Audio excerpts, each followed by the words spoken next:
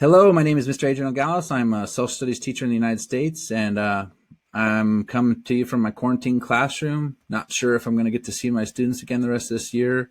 They're teenagers, and I designed this to make sure that they understand what's going on. Coronavirus, shaped like a crown, Spanish word for crown. That's where it gets its name. And the coronavirus disorder started in 2019. That's where you might see the COVID-19. It is a highly contagious influenza, a flu, and it's spread easily through air and surfaces. So every time you guys are sneezing into your hand, you need to clean your hand. Beware, because if you have the coronavirus, you go and touch a doorknob, everybody else behind you can possibly get it. And so it is now broken out into over 140 countries across the world. It's getting very serious and here in the United States. And I know it's creating daily disruptions for all you guys, but just understand it's happening to all adults too. This has never happened in our lifetime before. California, Kansas, Virginia, some other states are already canceling school for the rest of the year. And that's just for your guys' safety. So if your parents tell you to wash your hands a lot or put on a mask or whatever it is, just listen to them. It's for a reason. Let's talk about the word pandemic. You might have seen that. It is a widespread outbreak of a disease that infects a large area, country, or in this case, the entire world. Let's talk about where the coronavirus came from.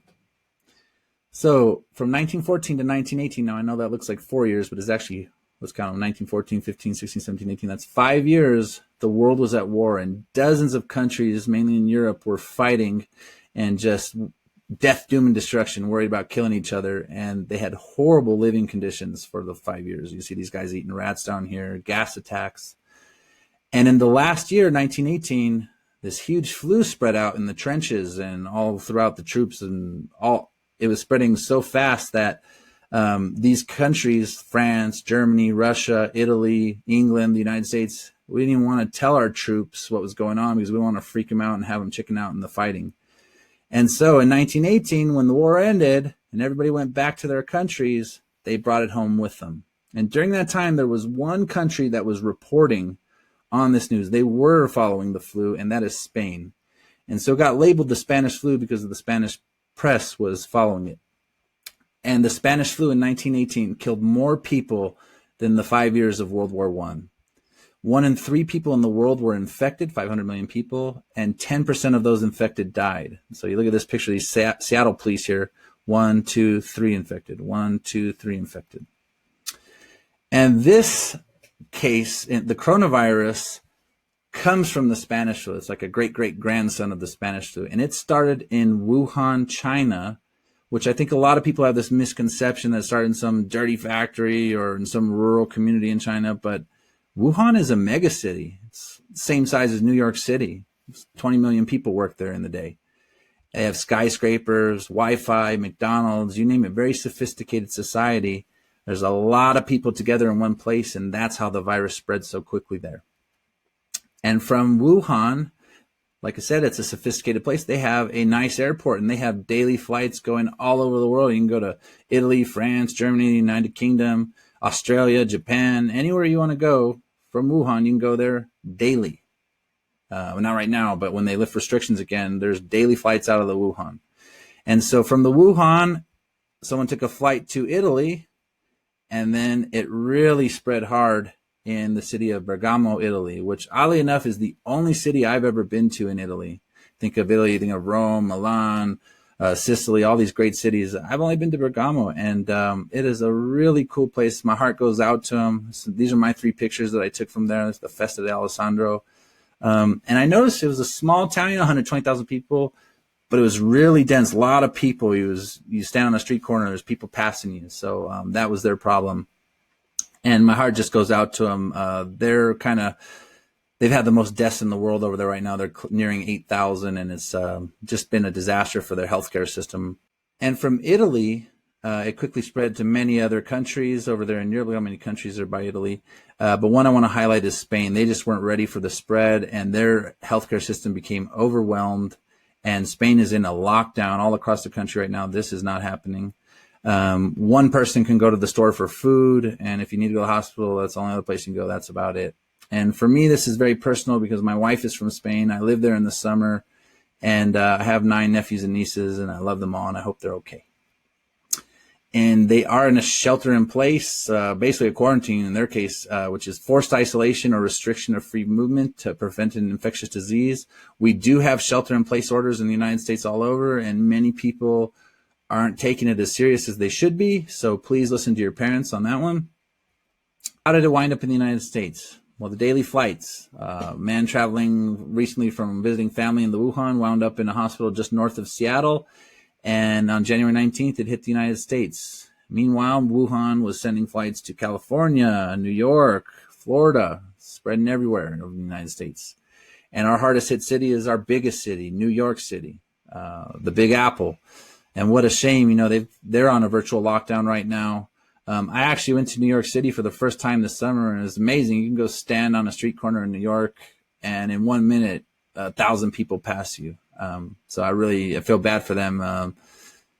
And from New York, there was a flight that took it to my hometown, Albuquerque, New Mexico.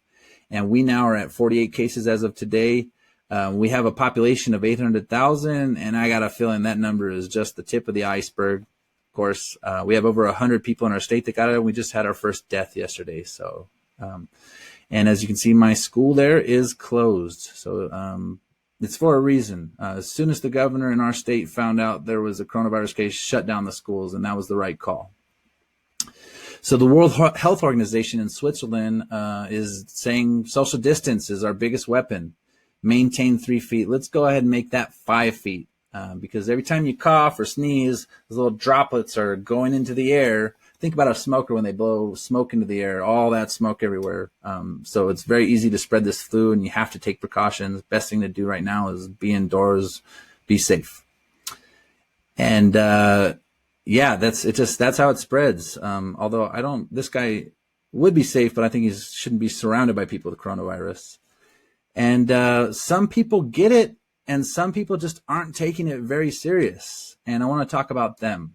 And in particular, we had the Miami Spring Breakers down there in Florida, who some of these people, maybe I'll give you a pass, but most people were perfectly aware of the pandemic in New York, China, deaths in Italy already. And a lot of these people just went and wanted to party. And some of the stupid quotes I heard were, "It won't happen to me." A lot of people thought that all over the world. It can happen to you. If I get it, I get it. Yeah, stupid. And free Corona, awesome. Yeah, we haven't heard that in 100 memes in the last 2 weeks. So all these Miami Spring Breakers think they're invisible. That is Francis Suarez, the mayor of Miami, tested positive for COVID-19, age 42.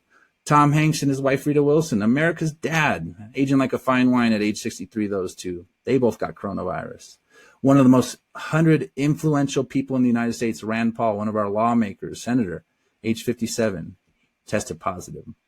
Guy works around the White House. Right. And so, okay, they're a little bit older. Well, what about Rudy Gobert, best defensive player in the world in the NBA in basketball, age 27. That guy is in the top 5% of healthy people in the world. He's got the coronavirus. And a lot of NBA players got it. And kudos to the NBA commissioner, Adam Silver, for shutting down the league and showing all major venues that it's not about the money right now. It's about public safety. And Corona knows no age. That's a 7-month-old South Carolina baby. That's actually the baby there. And there's an infant in my hometown, Albuquerque, that also has it. So a baby can't protect themselves. This is a national and global health emergency. There's 23 doctors dead in Italy when I checked the news this morning. There's over 1,200 medical staff infected in Spain. There's shortages on supplies. This doctor in China, he passed away. This nurse in Italy's passed out. These brave doctors from Cuba are flying to Italy to help shore up the dead doctors. And it's just really sad. Medical supplies are being exhausted. What can you do?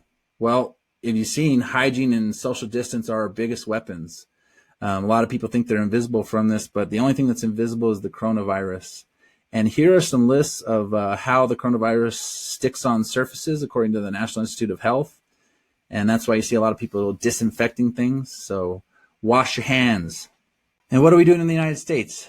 Well, President Trump has created a coronavirus task force. They have a major task that they need to solve. And number one thing they're worried about is public safety. And that includes medical needs and the supply chain to make sure we have all the things we need. And what jobs are essential? Like teachers, we're essential, but we don't need to be mixing with our students right now. That's dangerous. But I think a lot of people think in the United States, we're this rich country or something. There's a lot of poverty here. And kudos to all these people that are handing out food to the kids that otherwise might not eat at home. And the task force. You got President Trump, and then you got Vice President Mike Pence giving daily briefings. He's doing a great job reassuring the public of what our government is doing. You got disease expert Dr. Anthony Fauci. He'll tell you like it is. He's very concerned about New York City and the rest of our country and stopping the spread. You got the coordinator, Deborah Birx, who is the right person for the job. She's worked with Ebola and AIDS virus before, so there is no vaccination yet. There is no cure. So don't panic, but you do need to use caution and listen to an expert.